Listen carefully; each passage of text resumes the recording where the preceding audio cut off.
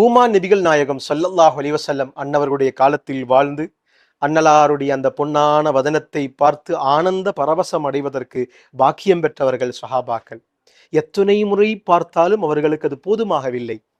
சௌபான் ரலியல்லாஹு அன்ஹு அவர்கள் ஒரு நாள் பள்ளிவாசலில் சோகத்தோடு அமர்ந்து கொண்டிருக்கிறார்கள். நபிகள் பெருமானார் ஸல்லல்லாஹு அலைஹி வஸல்லம் அவர்கள் கேட்டார்கள், யா சௌபான், உங்களுக்கு என்ன நேர்ந்து விட்டது?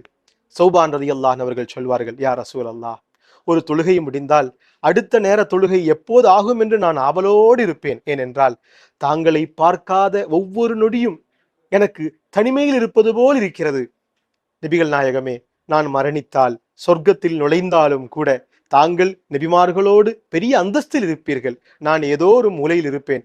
சொர்க்கத்தில் வந்தால், சுவனத்தில் வந்தால் தாங்களை எனக்கு பார்க்க இயலுமா என்று கேள்வி கேட்கிறார்கள்.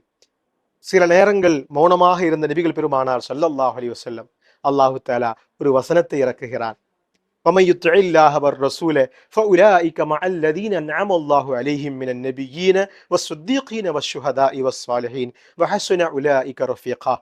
அல்லாஹுவையும் ரசூலையும் யார் கீழ்ப்படிந்து வாழ்கிறார்களோ அவர்கள் நபிமார்கள், சித்தீக்குகள், சாலிஹீன்களோடு இருப்பார்கள். எவ்வளவு நல்ல நண்பர்கள் அவர்கள் என்ற வசனத்தை இறக்குகிறான். இதை கேட்டு சௌபான் ரலியல்லாஹு அன்ஹு அவர்கள் மகிழ்ச்சி அடைகிறார்கள்.